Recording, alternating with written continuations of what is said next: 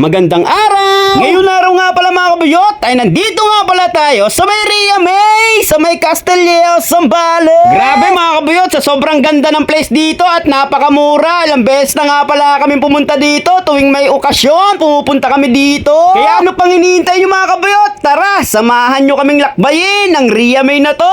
Siya nga pala mga kabuyot, bago nga pala ang lahat, kaya nga pala kami nandito mga kabuyot dahil 3rd anniversary ng Zumba Kababes. Siya nga pala mga kabuyot, ang Zumba Kababes nga po pala ay araw-araw may Zumba sa may Driftwood, 7 a.m. in the morning. Kaya sa mga gusto magpapayat at maging healthy mga kabuyot ay mag-Zumba na kayo. Dito lang yan sa may Barreto, sa may Driftwood, 7 a.m. hanggang 8 a.m. At syempre may kita nyo ako dyan mga kabuyot, isa nga pala ako sa nagtuturo dyan. At syempre mga kabuyot, ipinapangunahan nga pala yan ni Kagawad Gina Dimoy. At yung mga oras na yan mga kabuyot, ayan na nga pala sila, sumasayaw-sayaw na nga pala sila dyan dahil late nga pala kami ng aking baby lalaps darling. Grabe mga kabuyot, kitang-kita nyo naman no, ang gagaling nga pala nilang sumayaw at kahit na may mga edad dyan, napakagaling pang gumiling-giling niya. At syempre shoutout nga po pala kay Tita Carmen at kay Joseph, sila nga po pala yung mga katrabaho ko sa may Zumba. At syempre shoutout nga din po pala kay Mami Beck at kay Neil at nandyan nga rin pala si Kuya Jerome, ang Team Bungo.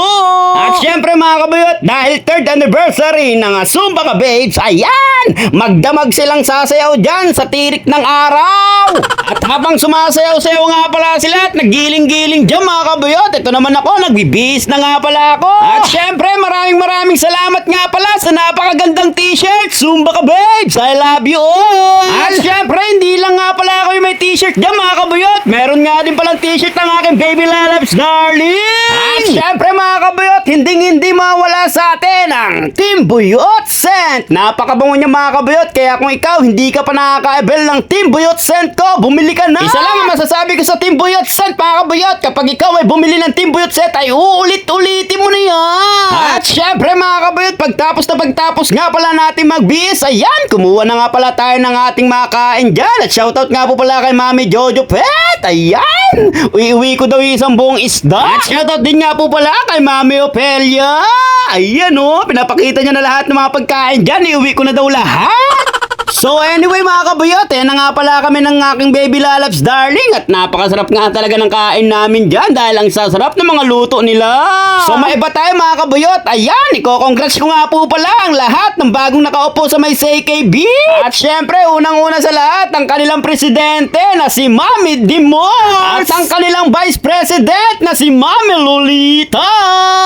At syempre ang kanilang secretary na si Mami Opelia at ang mabait nilang treasurer na si Mami Pearl. At syempre mga kabuyot, nandyan din ang ating mama, ang kanilang auditor na si Mama Evangeline. At syempre mga kabuyot, hindi mabubutong Zumba Kababes kundi dahil sa mga advisor. At syempre ang unang-unang advisor nga pala nila mga kabuyot ay si Mami Linda Smith. At ang pangalawa ay si Rolando Elaida Kagawad. At ang pangatlo ay si Kagawad Napoli. At syempre si Kagawad Miraflor. At meron nga palang bago mga kabuyot, si Kagawad Engineer Villanueva.